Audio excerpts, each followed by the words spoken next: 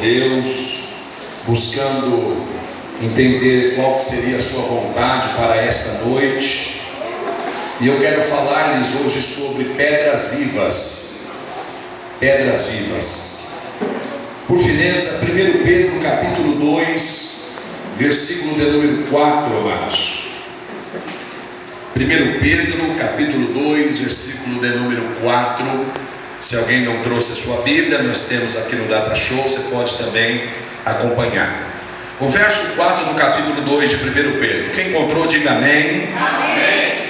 Diz assim: e chegando-vos para ele a pedra viva, reprovada, na verdade pelos homens, mas para com Deus eleita e preciosa. Diga, eleita e preciosa. O verso 5 diz assim: vós também, como pedras vivas, sois edificados casa espiritual e sacerdócio santo, para oferecerdes sacrifícios espirituais agradáveis a Deus por Jesus Cristo. Pelo que também na Escritura se contém: eis que ponho em Sião a pedra principal da esquina, eleita e preciosa, e quem nela crer não será confundido. E assim para vós, os que credes, é preciosa. Isso aqui é muito importante, esse detalhe, você vai entender por que eu estou fazendo menção.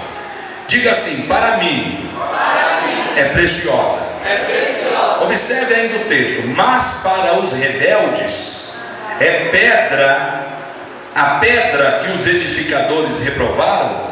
Essa foi a principal pedra da esquina, e uma pedra de tropeço e rocha de escândalo. Então você vai dizer assim: para mim, diga, é preciosa. Mas para os rebeldes, pedra de tropeço e rocha de escândalo. Agora olha o detalhe, no verso 8: para aqueles que tropeçam na palavra, sendo desobedientes, para o que também foram destinados. Mas vós sois a geração eleita, o sacerdócio real, a nação santa, o povo adquirido, para que anuncieis as virtudes daquele que vos chamou das trevas para a sua maravilhosa luz. Vós que em outro tempo não éreis povo, mas agora sois povo de Deus, que não tinhais alcançado misericórdia, mas agora alcançaste misericórdia. Amém. Podeis se assentar, muito obrigado. Meus amados, neste texto que eu quero trabalhar um pouco com os irmãos, eu não sei se vai ser em 2, 3, quarta-feira, mas aqui tem alguns mistérios que nós precisamos parar para entender o que é que Jesus está querendo falar conosco através da sua palavra. Nós temos aqui a diferença de menções, porque o apóstolo Pedro, ele começa falando acerca da pedra viva no versículo de número 4, ou isso, no verso 4, quando fala que ele é a pedra viva, reprovada, na verdade pelos homens. Esta expressão aqui do verso 4 está direcionado a Cristo Jesus. Já no verso de número 5, ele muda a visão de Cristo como a pedra e diz que nós também somos pedras vivas. Está escrito: e vós também como pedras vivas sois edificados casa espiritual e sacerdócio. Essa casa espiritual provavelmente vai ser a última mensagem que eu vou trazer nesse assunto. Observe que na Bíblia Sagrada nós temos muitas menções acerca dessa expressão pedra, do que aparece como pedra.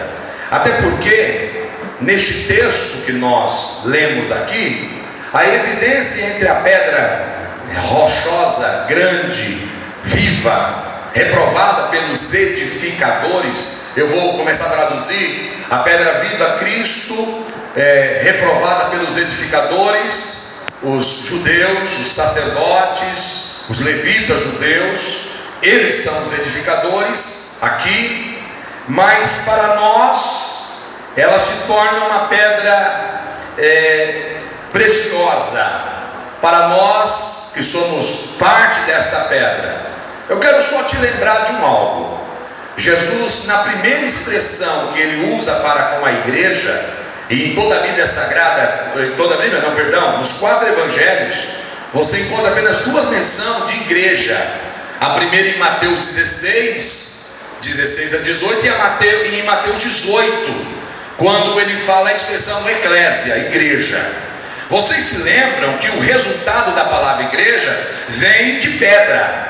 Quando ele fala para Simão Barjonas, exaltando aquela revelação, quando ele diz: tu és o Cristo, filho do Deus vivo, ele olha para Simão e diz: bem-aventurado és tu, Simão Barjonas, que não foi a carne. Observe, o que você está falando não é da tua carne, não é do teu sangue, mas é algo revelado. Aí ele diz: eu te digo que tu és Pedro, do grego Petros, uma pedra pequena, uma pedra minúscula, e sobre esta pedra grande, rochosa, eu edifico a minha igreja. A expressão minha está relacionada à possessão. Ele é o único que pode dizer minha igreja, e ele deixa essa expressão minha para nos falar que existe igreja que não é dele, que diz que é dele, fala do nome dele, mas não é dele, porque está rejeitando, observe, ele. Então, aos que rejeitam, Pedro chama de rebeldes, desobedientes, que estão rejeitando a pedra. E a pedra se manifesta pela palavra, porque ele não é pedra simplesmente, ele é verbo, e verbo é palavra. Agora observe nisso, que ele faz uma distinção entre Petra e Pedro de Petros, e ele deixa bem claro que este Petros sai da pedra. É isso que me chamou a atenção, porque deixa eu fazer algumas considerações iniciais sobre pedra. Pedra não tem valor nenhum. Se esta pedra não for trabalhada, ela não tem valor nenhum. E eu vou falar com conhecimento de causa, que eu trabalhei com pedra, com mármore e granito durante alguns anos. E a segunda consideração que eu faço é que só é agregado valor à pedra quando esta pedra ela é trabalhada por terceiros. Alguém tem que pegar esta pedra e trabalhar. E apenas a título de conhecimento, para que você se encontre lá no final, quando a Bíblia fala que Jesus era carpinteiro, muito se entende que Jesus trabalhava com madeira, mas não era madeira, era pedra. O carpinteiro dos tempos de Cristo trabalhava pedra, até porque madeira não tinha na abundância que se tem hoje.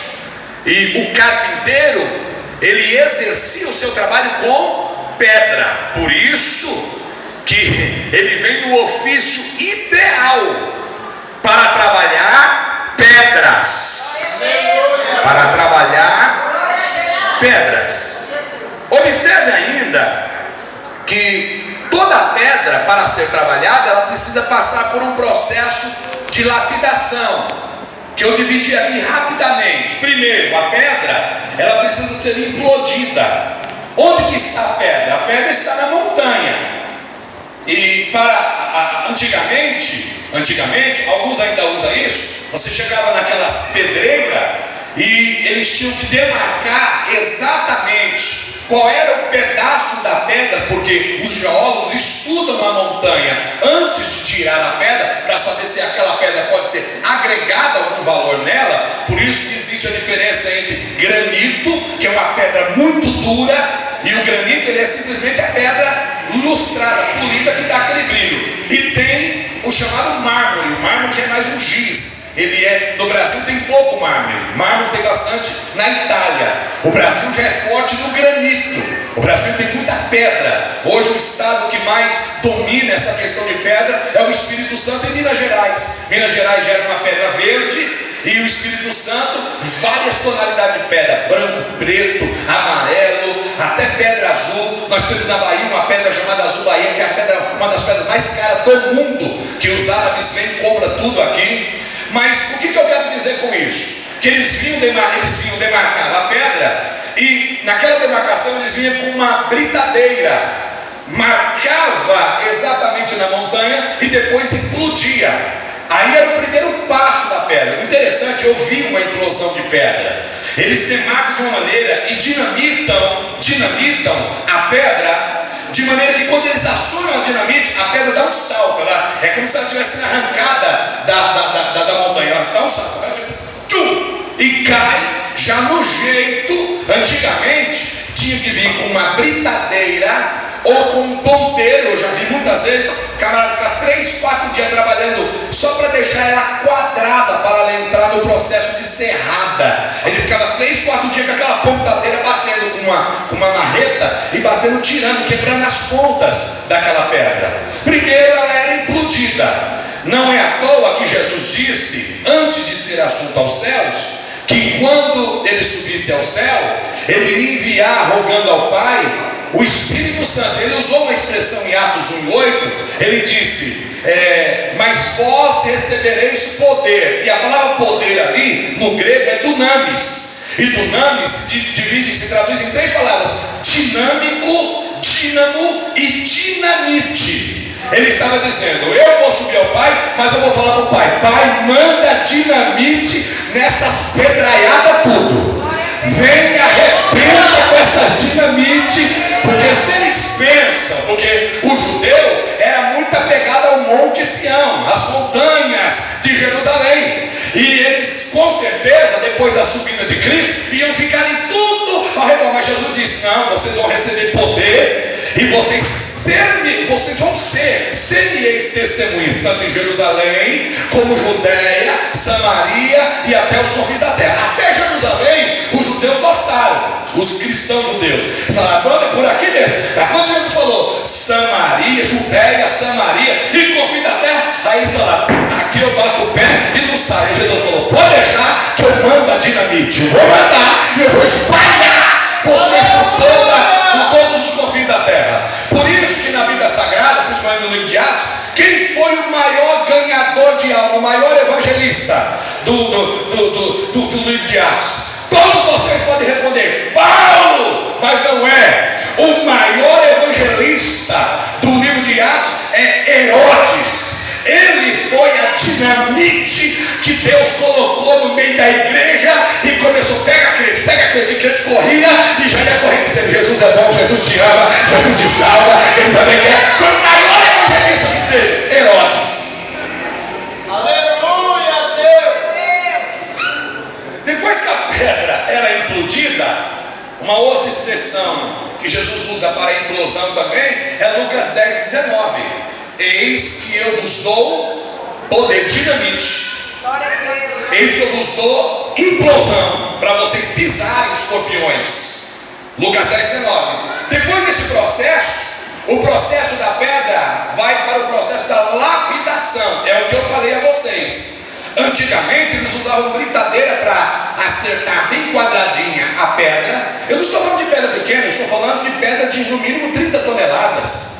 Uma serrada de pedra dentro de qualquer serraria aguenta pedras de até 45 toneladas, mas o padrão mais ou menos era de 30 toneladas. Tinha que se carregar com guindaste, com carretas. Eu não sei se vocês já viram em estradas aquelas pedras grandes, algumas até tombadas na estrada. Você vai viajar para a Bahia, você vê de pedra tombada na estrada, porque os caminhões foram fazer alguma curva e passou a pedra. Tinha que ser lapidada. Hoje se usa um instrumento melhor, chamado fio de diamante. Os homens desenvolveram algo que o fio do diamante passa assim na pedra, não precisa de mais nada, é 5 segundos. Pronto, a pedra está retinha. O fio do diamante, porque o diamante é mais duro do que a pedra. Eu vou repetir, talvez você não vai pegar agora, mas depois você pega. O diamante é mais duro do que a pedra. Então eu quero te dizer de uma forma profética que você e eu não temos o direito de reclamar quando depois que o Senhor já nos dinamitou, nos tirou da montanha, Ele agora começa o processo de lapidação, porque a gente vem todo torto, a gente vem todo cheio de ponta, a gente vem encostando em todo mundo e machucando. As pessoas encostam perto de mim, machuca-se. Eu vou encostar nas pessoas, se machuca porque eu estou todo por tudo. Eu estou precisando de um fio de diamante de Jeová, passar por mim e passar pelo processo de lapidação. Todos nós passamos pelo processo de lapidação para ficar sem ponta, ficar sem machucar, sem ferir, sem cortar. O corte de uma pedra é pior do que um corte de uma faca. Eu sei porque eu já fui cortado com pedra. Um dia eu estava carregando uma chapa de granito, aquilo se partiu e parece que não sara. O corte da pedra parece que não sara. Ele abre e não sara, demora muito.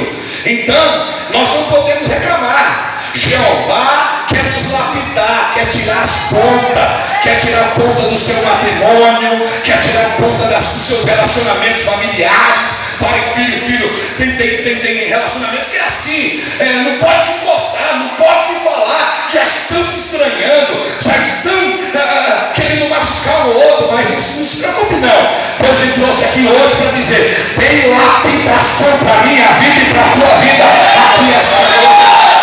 Em nome de Jesus. Depois que a pedra fica quadradinha, sem ponta, agora pode encostar, ela vai para um processo chamado de transporte. Vem um guindaste, geralmente um caminhão buque, e pega essa pedra, coloca em cima do caminhão e leva para uma serrada. No caso de Jerusalém, quando as pedras foram selecionadas para a construção do templo de Salomão, a Bíblia nos informa que a lapidação dessas pedras era feita fora de Jerusalém. Porque está escrito, se eu não estiver enganado, é 1 Reis, capítulo de número 6, Tiago, você pode colocar aí, 6, se eu não estiver enganado, isso, 1 Reis, capítulo 6, versículo 7. Observe, o Tiago vai colocar aqui para vocês anotarem, versículo 7. Olha lá, e edificava-se a casa com pedras, o que está escrito ali? Pedras preparadas, não é qualquer pedra não é entulho, se prepara a pedra fora, traz as pedras e traz elas preparadas. Como as traziam, se edificavam. Observe isso, de maneira que nem martelo, nem machado, nem nenhum instrumento de ferro se ouviu na casa quando a edificavam. Jerusalém, por que? Alguém me perguntou um dia na escola teológica, por que não se podia ouvir barulhos de machado, de martelo, de ferramenta, de serra no templo em Jerusalém? Porque no templo tinha que sobressair o barulho da adoração. Porque no templo não é lugar de se preparar pedra. Pedra se prepara longe, pedra se lapida longe. As pedras não são lapidadas no templo. No templo se lapida, aliás, se joga o azeite. Vocês vão entender daqui a pouco porque se joga o azeite nas pedras que já estão lapidadas. O que é que nos lapida? São os nossos relacionamentos dentro de casa, na faculdade, na escola, os negócios que fazemos fora da igreja, como nós agimos, como nos comportamos. É ali que precisamos de lapidação. Dentro da igreja não é lugar de chegar aqui e querer fazer barulho, querer usar martelo. Irmãos, você sabe por que muitos ministérios estão falindo? Porque os seus pastores estão usando o templo, a igreja, para fazer barulho de machado, de serrote, de martelo. E infelizmente a maioria dos ministros não estão amolando os seus machados. Está lá em Eclesiastes 10:10, se o machado estiver embotado, então se fará muita força sobre o machado e não vai conseguir o que se precisa. Dentro da igreja, nós precisamos de pessoas preparadas, lapidadas, que venham dizendo: Senhor, eu estou aqui como uma pedra viva, só para receber o azeite do céu e que preciso para fazer a tua obra. Aleluia. Mas deixa eu contar o segredo. Este ato de pegar a pedra e colocar em cima do caminhão tem algo bíblico revelado. Significa um processo de transporte.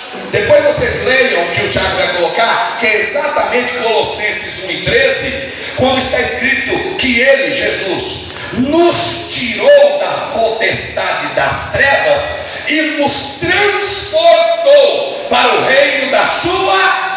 Só dá para chegar no reino da luz quando já passou pelo processo de lapidação. É isso? O 13, olha lá, o qual nos tirou da potestade das trevas e nos transportou. Se você puder, depois você grife na tua Bíblia. Ele nos transporta, ele trabalha aonde nós estávamos habitando nas trevas, faz ali o processo do fio do diamante e depois nos transporta para o reino de luz. É o processo de transporte até chegar na serrada. Eu não quero me ater na serrada, porque lá na frente vocês vão entender. A serrada, pega-se a pedra de 30 toneladas, coloca dentro daquela máquina imensa, as lâminas ponteadoras em cima, e aí por cima é jogado um instrumento que é uma bolinha de ferro chamado granalha. Aí vai jogando, a própria máquina joga a granalha com água. A água ajuda a dar aderência. Aí sai de uma pedra de mais ou menos 35 toneladas, 30 toneladas, sai mais ou menos 78 chapas de granito de 2 centímetros. Pega-se aquelas chapas e joga numa mesa, chamada mesa de ilustração. Até o processo da mesa, escute, a pedra continua feia, e agora está mais feia ainda, porque ela recebeu granalha em cima, ela recebeu cimento em cima, porque ele joga água misturada com cimento para aumentar a aderência do corte, e ela continua feia. Você olha a pedra, você diz assim: meu Deus, o que vai sair daí? Mas aí vai para o processo da lustração, aonde tem um instrumento que parece um tijolo do tamanho da minha mão, chamado abrasivo. A própria máquina vai batendo o abrasivo em cima da pedra, misturado com água, e aquilo vai saindo faísca de fogo. A pedra do abrasivo vai batendo e vai saindo faísca de fogo da pedra. Tem coisa que não é fogo, é a faísca ainda. Vocês estão entendendo? Tem coisa que você fala: aleluia, hoje eu estou cheio de fogo, aí amanhã está meio que desanimado, está meio querendo que desistir. É porque o abrasivo está batendo em cima, misturado com a água. Jesus diz: vós já está limpos pela palavra que eu já vos disse. Então a palavra é água e o Espírito Santo é fogo. O Espírito Santo é abrasivo e a palavra é água. Agora sim, o processo da mesa, aí é igreja.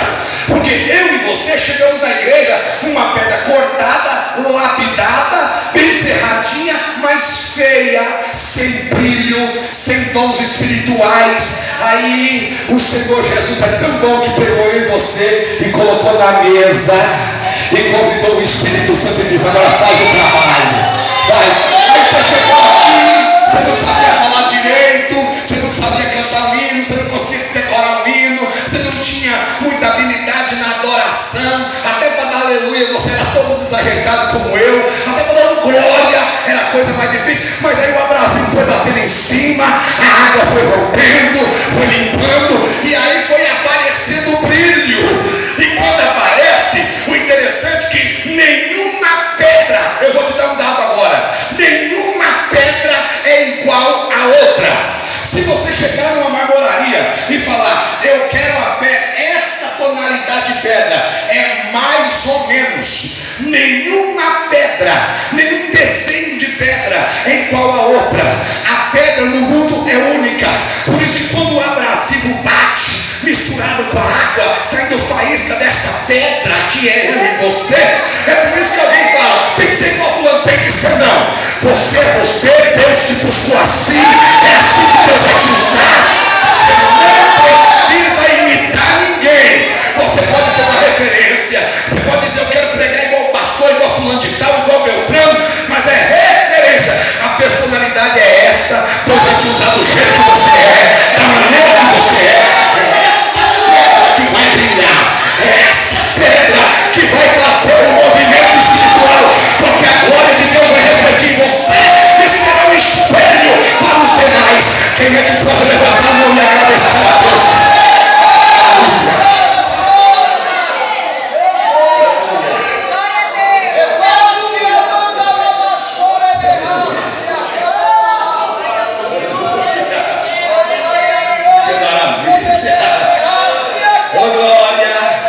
Por isso me permite espiritualize isso, por favor. Por isso que dentro da igreja tem pedra verde, pedra amarela, pedra preta, pedra branca. Tem pedra mármore, sabe, de giz, que você trabalhar, você tem que tomar muito cuidado, porque é tão.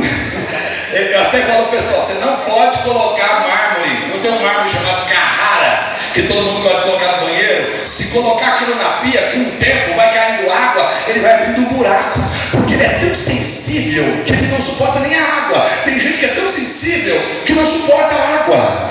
Aí você tem que vir devagarzinho. Você joga a água e passa o pano. Peraí, só porque senão fura. Senão fura, não aguenta. Eu não quero que os irmãos tenham aqui congestão espiritual. Eu não quero que vocês tenham disenteria teológica. Eu não quero que vocês saiam daqui dizendo, meu Deus, que palavra, que mistério foi aqui. Não, eu quero ir devagarzinho, jogando a água e passando o pano. Jogando a água e passando o pano. Mas a certeza que Deus está trabalhando. Este lugar vai frutificar ministérios tremendos. Pedras estão sendo trabalhadas. Eu estou sendo trabalhado. Deus está trabalhando. E o nome do Senhor vai ser glorificado para todos sempre.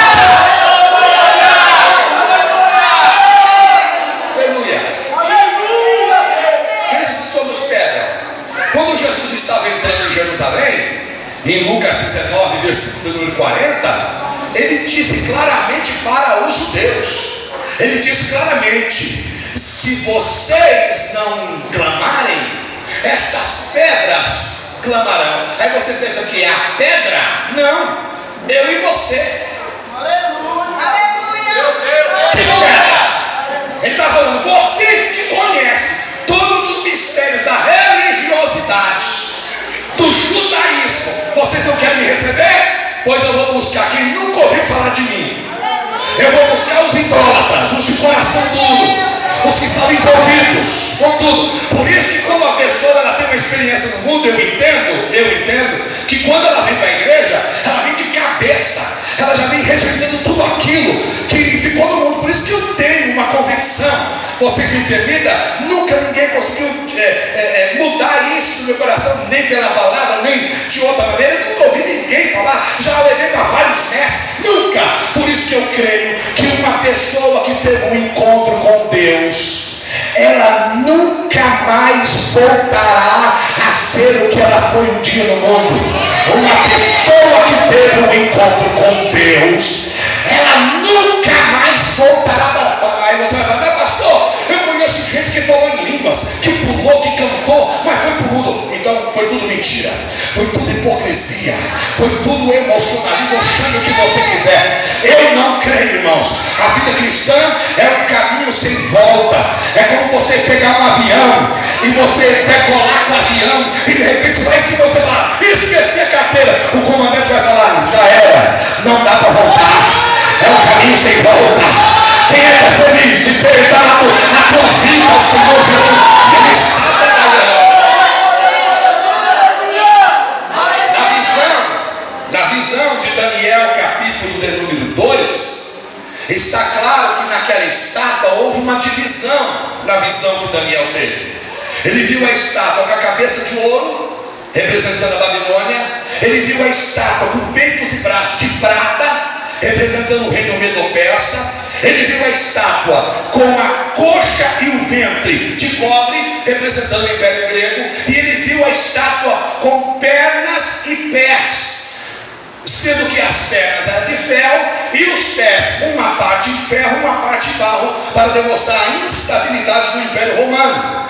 Só que na mesma visão, observe isso, para Jesus operar na minha vida e na sua vida, ele não caiu de gaiato na minha e na sua história.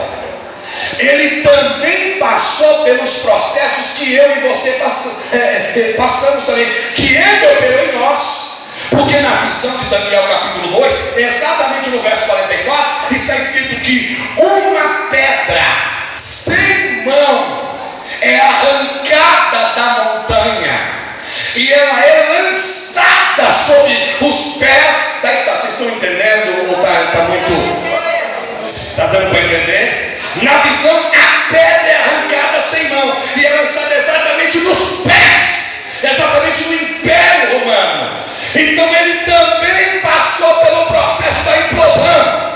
E ao chegar aqui, ele respeita o processo. Ele também é cheio do Espírito Santo. Ele também é batizado em águas. Ele também passa por todo o processo de discipulado. Ele passa por todo o processo de lapidação. Para quê? Para quando chegasse diante da entrada do Santo dos Santos e os querubins dissessem para ele: quem és tu? Ele mostrasse o sangue e dissesse: eu passei por tudo o que eles passaram. Só que o meu sacerdócio, ele é único, ele é eterno e ele é perfeito.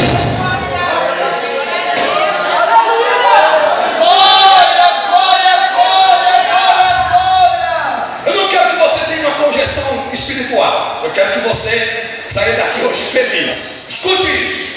Esta pedra que foi arrancada sem mão, ela vem nos observando há muito tempo. Desde o Éden, esta pedra está nos observando. Pastor, me prova. Eu te provo. Põe aí, Tiago, 1 Coríntios capítulo 10, por favor. Põe aí. Alguém vai dirimir a dúvida de por que Moisés não entrou na terra prometida. Vai dirimir a sua dúvida agora. Por quê? Olha o que diz. Ora, irmãos, não quero que ignoreis que os nossos pais estiveram todos debaixo da nuvem. Não é o meu assunto, que vai falar de vários batismos: batismo na nuvem, batismo no mar. Olha o verso 2. E todos foram batizados em Moisés, na nuvem e no mar. Versículo 3. E todos comeram de uma mesma comida espiritual. O 4 é o segredo, é o mistério.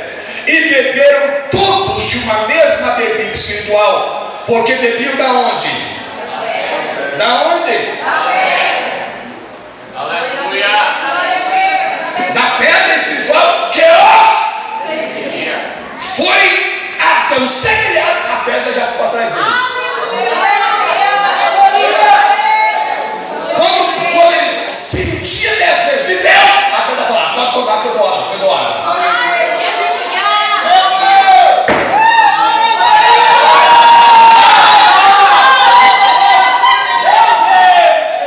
O interessante é que Paulo pegou e ele diz: ó, e a pedra era. Por isso que você que acha que você foi a Cristo, que você aceitou a Cristo, você não aceitou nada. Quem sou eu para dizer eu decidi por Cristo? Decidiu nada. Ele já vem te perseguindo faz tempo. Ele já vem te observando faz tempo. Ele já vem dizendo: aí eu vou entrar e vou dar água para ele, vou dar água para ela. E você simplesmente abriu a boca e bebeu, e bebeu, e bebeu, e continua bebendo, e continua bebendo, e continua.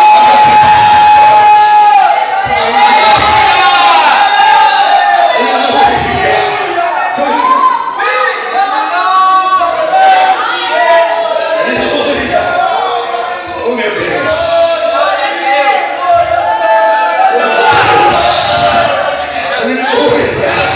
Eu passei hoje o dia inteiro bebendo, mas parece que não sacia. Quanto mais eu bebo, mais eu quero beber. Quanto mais eu bebo, mais eu quero beber. Quanto mais eu estou diante dele, mais eu quero estar. Eu não sei se é assim com você, mas quanto mais eu oro, mais eu vejo que eu não estou orando nada, que eu preciso me consagrar, que eu preciso orar. Eu não sei. Olha o que diz Números capítulo 20, versículo 11. Aleluia. Números capítulo 20, versículo 11. Aleluia. Eu vou esperar o meu companheiro colocar aqui. Olha lá. Então Moisés levantou a sua mão e feriu a rocha 2 vezes, como se não bastasse 2 vezes, com a sua vara. Irmão, tome cuidado. Eu já vi que eu vou ficar só por aqui mesmo, porque é muito profundo. Eu já disse, eu já sabia que ia ser uns 3, 4, quarta-feira, por aí. Escute isso. Tome cuidado, porque a vara representa o teu ministério. A vara representa a tua chamada. A vara, por isso que a vara de Arão, que era a mesma de Moisés, Moisés só deixou como herança a vara para Arão. Por isso que na soberania divina a vara floresceu. Pena que eu não tenho um quadro aqui para mostrar para vocês como que essa vara floresceu. Mas quem vier estudar conosco teologia vai ter essa informação. Ela floresceu, só para que vocês saibam, no formato de um candelabro. Aqui está a vara. E a vara foi florescendo assim, ó, saindo um galho assim, ó, outro assim, outro assim. Aí ficou 3 pontas para cá e mais 3 para cá, ó, em forma de um candelabro, para representar a união de Deus com o homem, porque 6 pontas, 3 e 3, representa o homem, mas Deus no meio, aleluia, como a coluna e firmeza da verdade, a rocha rejeitada pelos edificadores, representa a união entre o homem e Deus. Isso é um mistério que eu não posso explicar aqui no púlpito. Observe isso. Quando você não se utiliza bem do teu ministério, da tua chamada, a própria vara se torna o seu inimigo.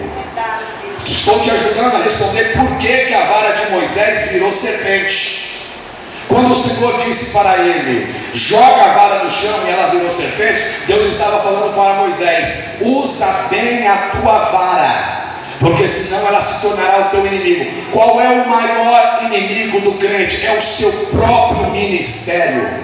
Se você não tomar cuidado, o teu próprio ministério lhe trai. Olha como está cheio de pregadorzinho por aí, que aprende 3 mensagens, e já acha que é o bam, já acha que é o cara. Ele já quer sentar diferente de todo mundo. Ele não quer. E tem tanta gente aí que acha humilhação sentar no banco para aprender. Ele só quer falar, ele só quer pregar. Se ele não for pregar, ele não vai. Senão, o que tem de pregador meia tigela, pregador formado nas coxas de outros que também nunca foram chamados, que aprende 3 mensagens, já começa. Aí o próprio ministério, que poderia ser um ministério, se torna um inimigo dele. Porque quando Moisés jogou a vara, se tornou uma serpente, ele se assustou. Toma cuidado com isso, tome cuidado. Só que lá na frente, pulando aqui uma revelação, lá na frente, quando ele precisou usar o teu ministério para que o mar se abrisse, ele preferiu orar. Porque você ora na intenção, no entendimento de que se você receber uma autoridade, você tem que orar usando a autoridade, e não orar como se não tivesse autoridade. Por isso que o Senhor repreendeu Moisés. Moisés, por que clamas a mim? Quando eles estavam na frente do Mar Vermelho, diga ao povo que... Mas a Bíblia diz que Moisés tocou, ele não tocou com a mão, porque se tivesse tocado com a mão, até hoje ele estava lá preso no piaiote. Ele tocou com a vara, porque a vara é para utilização minha e sua, mas ela não é minha e sua, ela é de Deus. Depois que você usar a vara, ela vai voltar para dentro da arca. Ela vai se colocar dentro da arca. Quem é que está entendendo? Eu acho que alguém que não está entendendo, não. Aleluia. Você vai usar os dons, você pode pregar, pode cantar, pode exercer o ministério do diaconato, da diaconia, do presbitério, do evangelista, do pastor, do mestre, do apóstolo, seja o que for. Mas este ministério vai ter que voltar para a arca. Vai requerer um preço, Deus vai cobrar, Deus vai requerer os talentos que ele te deu no ministério. Agora, se você não entende isso, você vai voltar a usar mal o ministério. E foi por isso que ele não entrou, porque o Senhor havia mostrado a ele que a vara era instrumento de milagre. O ministério é instrumento de milagre. Eu vou dizer isso debaixo da cruz de Cristo. Mas o meu e o teu ministério, não aceite outra coisa, é ministério de milagre, de transformação das pessoas. Deus quer te usar para mudar vidas, transformar situações, a história de muitas famílias. Mas ele não entende, ele usa isso para bater, ele usa isso para ferir, E a pedra não pode ser ferida. A pedra tem que ser bebida. Aleluia. Glória a Deus. Aleluia. Eu preciso de mais ou menos uns 30 minutos. Não se preocupe, não vai ser hoje não, porque eu quero que você volte a quarta-feira que vem. Glória a Deus. Escute isso. A pedra não pode ser ferida. A pedra tem que ser bebida. Glória a Deus. Mas é loucura espiritual. Não se bebe de pedra.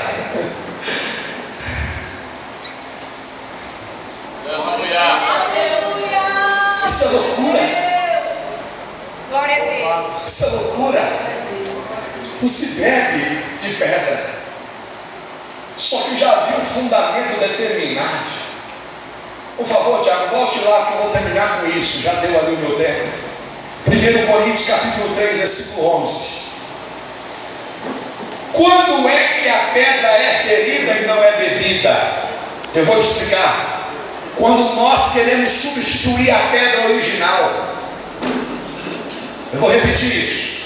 Quando é que a pedra é ferida e não é bebida? Quando nós queremos substituir a pedra original.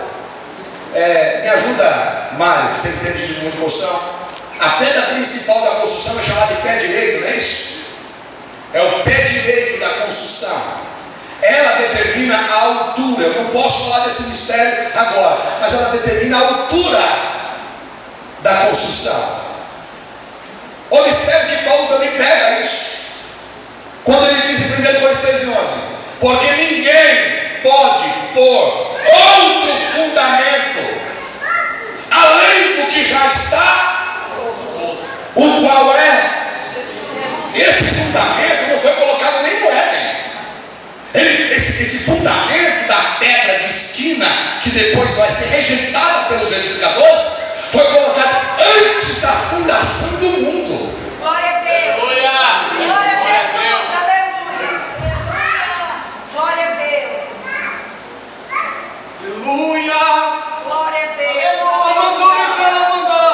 Oh Deus, aleluia. Qual é o cuidado que nós devemos ter? Porque se o Senhor tratou com Moisés, apesar que aí teologicamente eu posso salvar Moisés dizendo, não, Moisés pisou na terra prometida. Lá em Mateus 17, Jesus chamou a Pedro, Tiago e João e subiu para o monte da transfiguração. E lá apareceu Moisés. Não, eu estou falando carne. Eu estou falando herança da carne. Porque ali Moisés não vai em carne. Guarde isso. Não vai em carne. Até porque no contexto você vai ver que ali é uma visão que Jesus quis revelar a Pedro, a Tiago e João. E não vou entrar nesse mistério, porque Pedro diz assim: Senhor, está tão bom aqui que se o Senhor quiser eu faço aqui 3 tabernáculos. 3, aquilo ali é profético, 3 tabernáculos. Porque o último tabernáculo a ser revelado está em Apocalipse 21. Depois você vê em casa 2 e 3. Está escrito que vai descer um tabernáculo do céu. Pedro, que não sabia nada de Bíblia, não escrevia, não só era pescador, ele recebeu a revelação. E ele disse: Deus, não deixa descer daqui não, porque lá embaixo tem Judas. Lá embaixo tem uma classe de atribulado. Deixa eu ficar aqui e faço 3 tabernáculos. Um para ti, um para Elias e um para Moisés. Então unificando o ministério dos 3. Aleluia. Glória a Deus. Foi tão poderoso que ele esqueceu de si mesmo. Glória a Deus. Glória a Deus. Aleluia. Glória a Deus. Aleluia. Esse fundamento posto, que é Jesus Cristo. Se Deus tratou Moisés da maneira que tratou, não permitindo ele entrar na terra prometida, se eu e você usar a vara para não beber da rocha, mas ferir a rocha, nós não vamos entrar no tabernáculo não. Nós não vamos entrar na terra prometida. Por isso que o beber ali é constante. Glória a Deus. Deus seja louvado. Por isso que não tem outro caminho. O caminho é pela palavra. Igreja forte é oração e palavra. e louvor com qualidade. Mas a cada 20 minutos de louvor, 2 horas e meia de palavra. Aleluia. Glória a Deus. Glória a Deus. Eu ajudo a te responder porque aqui diz tanta igreja fria, gelada, que nem um pastor para dar glória serve, raça ruim. Porque às vezes você vai, eu fico triste, às vezes quando eu saio daqui para ir pregar em outro lugar, que eu chego lá e vejo que nem um pastor dá glória a Deus. É Deus. E vai para a igreja não sei para quê.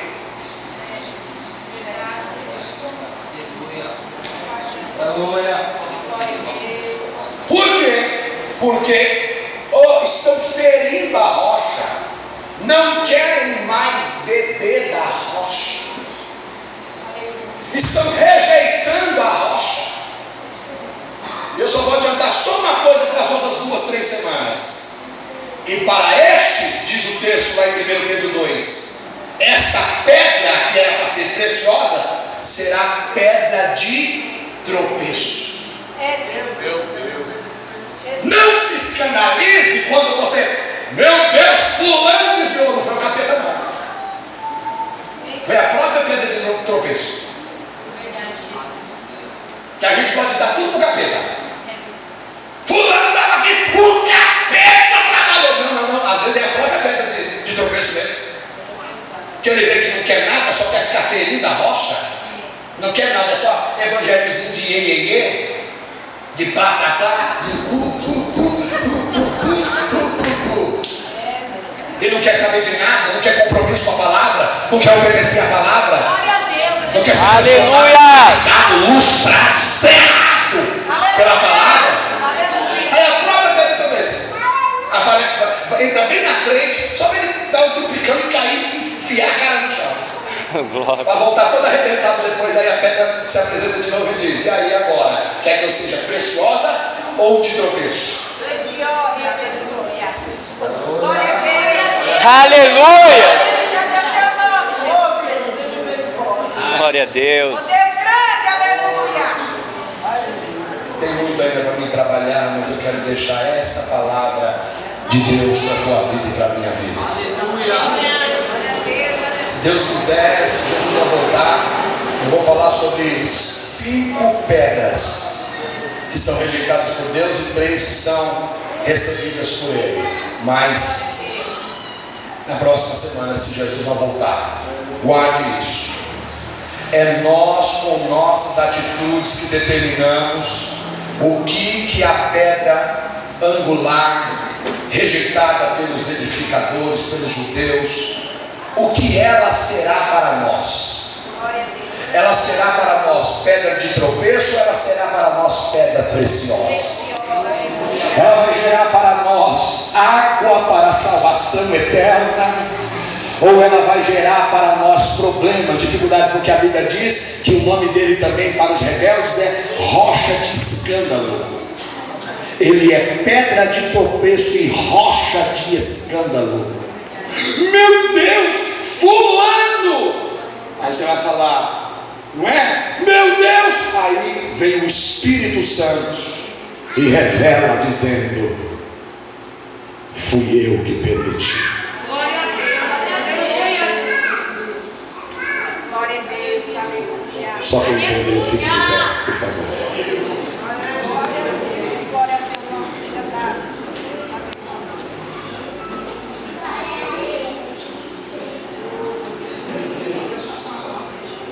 A pedra começou a nos acompanhar lá no Éden, e ela está nos acompanhando até agora.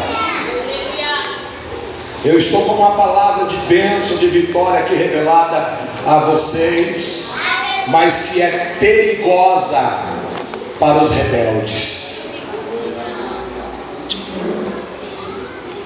Eu vou fazer uma pergunta clássica: quem aqui quer continuar usufruindo da pedra preciosa e beber a água dessa pedra? Ela é clássica, essa pergunta é clássica. Eu não posso agora te falar como beber dessa rocha, porque a expressão Meribá no hebraico tem uma profundidade. Meribá, a rocha de Meribá, tem uma profundidade tão grande que ali vai nos revelar como beber desta água. Não é de qualquer jeito. Mas a intuição inicial é essa. Eu vou pelo texto, obedecer a palavra. Sabe por quê? Porque um dia, vou terminar com isso, Moisés subiu lá no monte e começou a se demorar no monte, e lá em cima Deus chega a Moisés e começa a mostrar a Moisés como que se escreve na pedra. E o texto diz: o próprio dedo de Deus começa a escrever na pedra. Primeiro mandamento, segundo mandamento, terceiro mandamento. E Deus, o próprio Deus, pega aquele escrito, creio eu, dividido, 5 mandamentos aqui, 5 aqui, e racha ela em 2 tábuas. Que você lê na Bíblia tábua, você acha que é madeira. Não, é pedra. Diga de novo, é pedra. É pedra. Não sei se você vai ficar doido a ponto de não dormir hoje. Mas quem é o carpinteiro que trabalhou aquela montanha?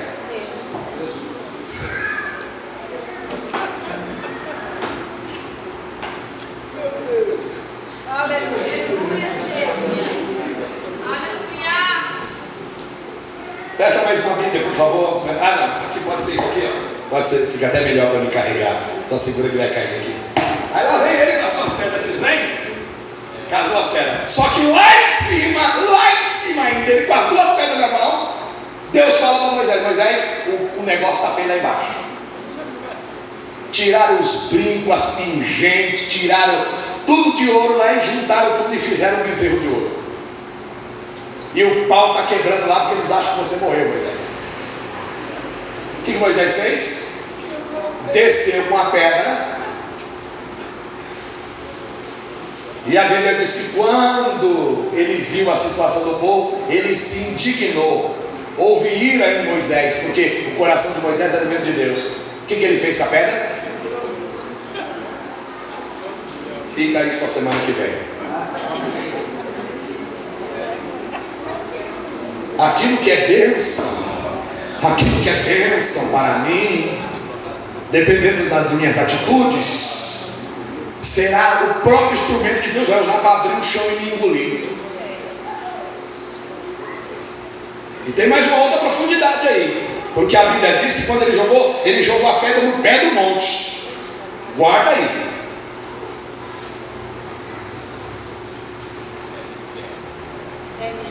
Declara isso. Pega a sua Bíblia, agora eu vou terminar agora.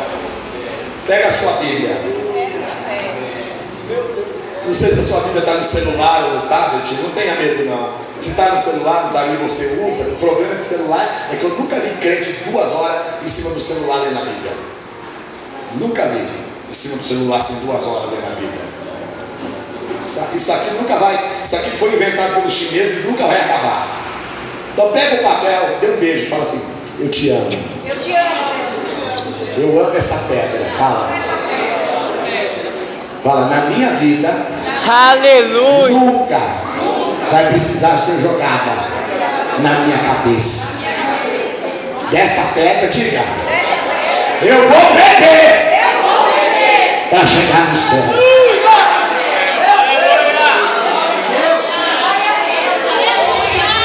Só os que entenderam, vamos fazer um clamor agora. Soberano Deus, eterno Pai, muito obrigado, Senhor, pela tua palavra. Muito obrigado pela revelação.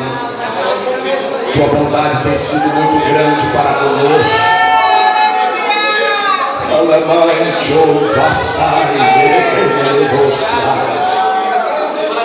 Eu te agradeço, Senhor, porque na minha fraqueza, nas minhas debilidades, nas minhas transgressões, o Senhor tem tido misericórdia ainda de mim. Continua falando com a tua igreja, papai. Eu clamo a rocha de Queribá esta noite. Venha saciar a sede deste povo, meu Deus. enchendo do teu Espírito, batizando com teu Espírito Santo, saciando a sede espiritual de cada um dos teus filhos, ó Pai. Que cada um dos teus filhos possam receber os benefícios de toda esta palavra para a vida de cada um. Não deixa ninguém enganado. Nós não queremos, Senhor, viver de utopia, viver de invencionismo. O que queremos é a tua palavra. O que queremos é água pura, cristalina. Oh Deus, que não esteja contaminada por ideias humanas. Nós queremos água pura, cristalina, para a glória do teu santo nome. Continua falando com o teu povo, protegendo a tua igreja, dando graça, a plena paz seja sobre eles, e que o teu nome continue a ser glorificado. É no nome de Jesus, Pai, que nós oramos. Amém. Tenho um pedido de oração aqui.